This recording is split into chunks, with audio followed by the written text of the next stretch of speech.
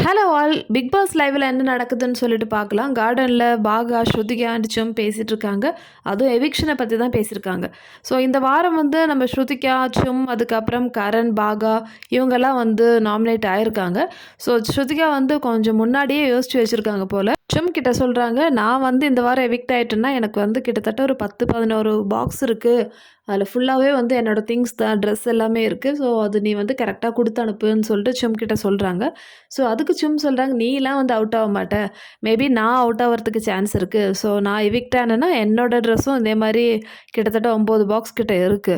So அதுவும் வந்து நீ எனக்கு குடுத்து அனுப்பு. அது மட்டும் இல்ல, நான் எலிமினேட் ஆயி போனா, நீங்க என்னலாம் பண்ணணும்னு பார்த்தீங்கன்னா, டெய்லி வந்து கேமரா முன்னாடி என் பேர சொல்லணும். ஹாய் சும் சும் எப்படி இருக்கு? அப்படிலாம் வந்து கேட்கணும்.